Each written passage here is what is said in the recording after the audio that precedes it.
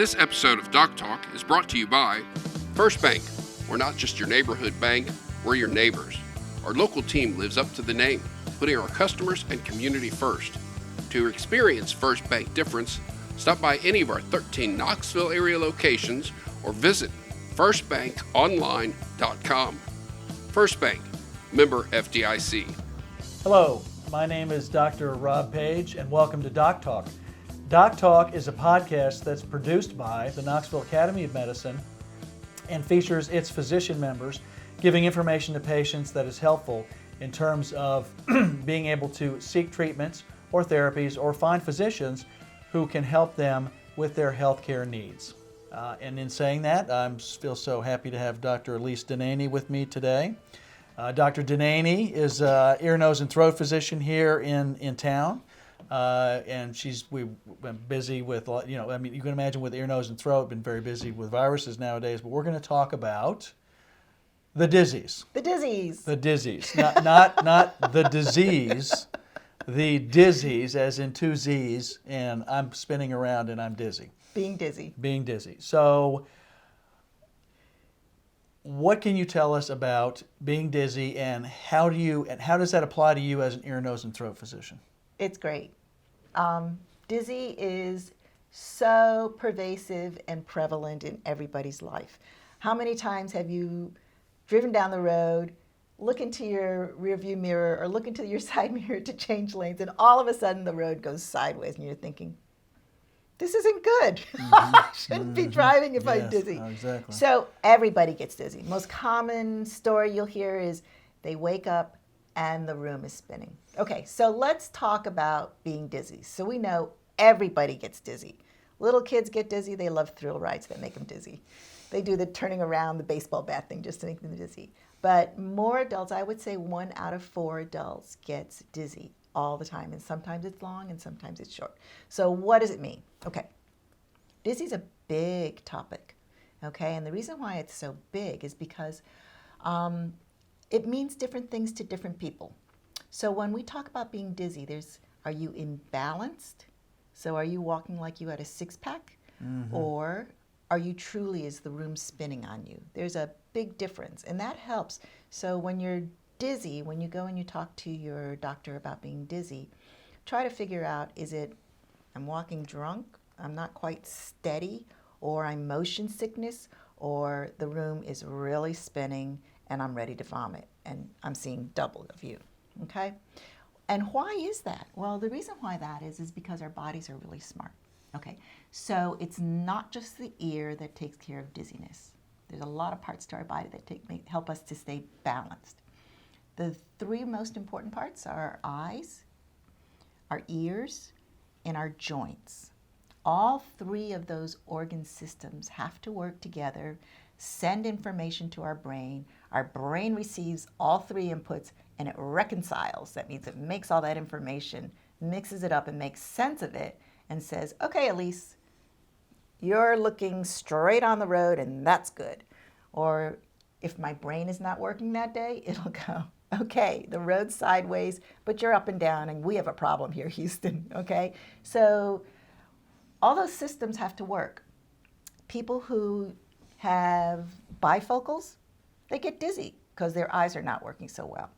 People who have hearing loss and their ears age and they get kind of worn out, they get dizzy because the balance part of their ear is not working so well. People who have a lot of diabetic retinopathy or a lot of secondary effects of any kind of neuropathy, whether it is chemical or alcohol-induced or any kind of infection-induced, if they can't feel the floor, if they don't know where their joints are, if they have an artificial hip, artificial knee, artificial ankle, any of that stuff, you're going to be dizzy because it's a little bit harder to get all that information back up to the brain and make it work with your ears and your eyes. Now, the really cool thing about that is that you need 2 out of the 3 to work. So let's take for this example. If you're lying down and you have to go to the bathroom at night, and you know for sure that you can't feel the floor very well, so you know your joints aren't working really great to keep you balanced with your environment. Well, then the only 2 things that are left are your eyes and your ears. Well, if you turn on the nightlight, you're going to have a better chance of being balanced, because if you can't see and you can't feel, your ears don't have a lot of help to stay balanced. That's a bad thing. That's why we leave a nightlight on, okay? So all three of those have to work, and then the brain has to function. In order for the brain to function, you got to get blood to the brain. So your heart does come into all of this, you know. Hypertension, one of the most common things that are going to make people dizzy. AFib, very common to make you dizzy. So I like dizzy because it's a real puzzle. And it takes a whole bunch of doctors together working on it to make it better. So we're going to go just to the ear then, okay? Let's say your eyes are good, your joints are good, you're an athlete, you're a decathlon. You've got a great heart, so you're dizzy. Okay, so then the problem is probably in the ear. I love the ear. Okay, the ear has two parts to it, mostly. We hear with our ears, okay? And then we also balance with our ears. The balance part of the ear we call the vestibule, or the vestibular apparatus. Big old word. We just call it balance apparatus. It's very cool. It looks like a gyroscope, okay? So part of it, you've got three rings. You've got a horizontal ring, and it's like a half of a ring. You all know what a gyroscope looks like. It's like super space. So it looks like this, and then you've got another ring that sits this way, and then you've got a ring that sits this way. And that kind of mimics, in a way, an X, a Y, a Z axis. And it's got fluid in it. So any way that you're turning, you know, do you remember those carnival rides where they would strap something in three rings and they'd make the man flip all these different ways? Oh, yeah. I don't like that. So that's what our ear fluid does. And so when we rotate our head relative to space a certain way, I've got three rings on this side and three rings on this side with fluid inside of it, and it's twirling and it's sending information to my brain, and it's got to all meet. Otherwise, I get dizzy.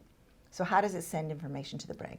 Well, when the fluid goes around these rings, there's a little spot at the end of every ring, and it's called a cupula. Another fancy name. It's just a little spot. So that little spot has a sensor. So it's just like any old temperature sensor. And it senses the gravity of the fluid going past that. And then it sends an electrical signal to your brain telling you, okay, we're going to the right, we're rotating to the left. And if it interprets it all carefully and correctly, you're good to go. But sometimes it doesn't. Most common thing that happens to young people, like Jimmy's age, my poor kids, they always get drawn into these conversations. Okay, is you've heard it before. Some people call it rocks in their ears. We call it cupulolithiasis. Cupula meaning the name of the organ. Lithiasis is a Greek name for stones. And so what it is it's just these little crystals that form in the liquid, and they float past the sensory organ, and they're a little bit heavier. So they float past the sensor with a different velocity, a different specific gravity. But in either case, what happens is it sends the wrong signal to your ear, and then your ear gets a mixed signal, one side relative to the other, and you get confusing signals, and that's interpreted by you as the fan on the ceiling is turning and I'm not, and I'm going to vomit. A dizzy.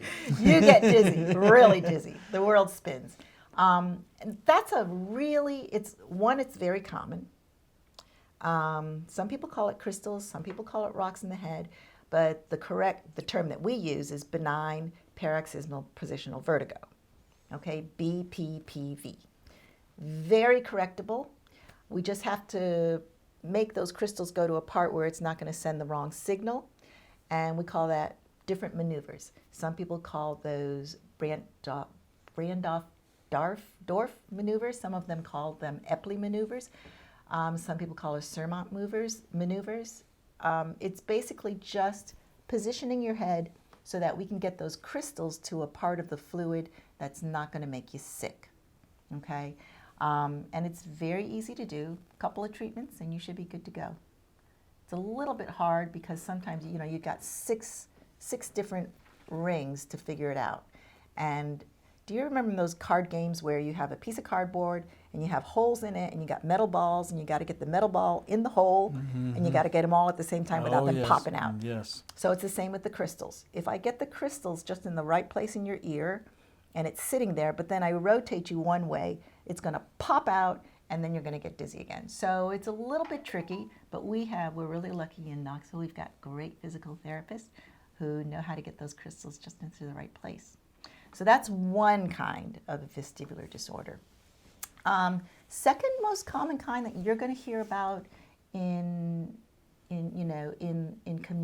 conversations around the church and so on and so forth are inner ear. Do I have inner ear? What does that mean? The answer is yes. Everyone has an inner ear. So, yeah. So inner ear. Inner ear actually refers to the vestibular apparatus. So it's just another name for it. And when we say, do I have inner ear, it's me, do I have something wrong with my balance organ? It could be a lot of things. It can be Meniere's disease, which is very common. We used to call everything Meniere's disease, but some things are Meniere's, some things are not. It can be superior semicircular canal dehiscence. That's a big, long name, which means you have a hole in one of your bones. That's all it means. It's real simple. But that also is called inner ear. And they all present a little differently, but they are correctable. So in those situations, then you just come see me, run a couple tests, and we'll try to get you better. So intrinsically, there are many different aspects to dizziness, but the one that you deal with is the ear, and that therein there are actually some easy solutions that we can come by if we come into your office. There are different physical therapy maneuvers. There may be some different medications we can take that you would give us that would actually help our dizziness, and so we can actually not have to be dizzy, not have to suffer with that. And so in saying that, I want to know, if I'm dizzy, where should I go, Elise? I mean, Dr. Denany, where's your office located?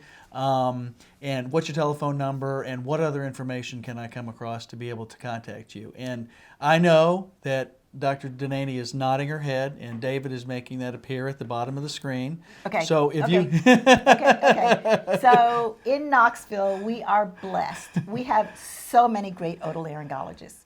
And otolaryngologist is the name of the person that you go to for being dizzy in your ear. I work with Greater Knoxville Ear, Nose, and Throat. We call ourselves GKENT, G-K-E-N-T, and we have offices scattered all over Knoxville, so it makes it easy for you to get to the office. That means I drive a lot, but it makes it easy for you to get. And just go on GKENT website, and we'll do that. We'll take care of you. I'm going to say one more thing, though. Yes. So underlying everything with dizziness, common things of dizziness, you can be dehydrated, okay? You can be eating the wrong things. So just like everything that your primary care doctor tells you, eat healthy, eat smart, and exercise. That is the best thing you can do to keep yourself healthy. Excellent. Dr. Denany, thank you so much for joining us here today. So I'm dizzy with information right now. And with that, that brings this episode of Doc Talk to a close. Doc Talk is a podcast that's produced by the Knoxville Academy of Medicine and features its physician members giving information to patients to help better their health care. And I'm Dr. Rob Page, and thank you so much for joining us. This episode of Doc Talk is brought to you by First Bank. We're not just your neighborhood bank, we're your neighbors. Our local team lives up to the name, putting our customers and community first. To experience First Bank difference, stop by any of our 13 Knoxville area locations or visit firstbankonline.com. First Bank, member FDIC.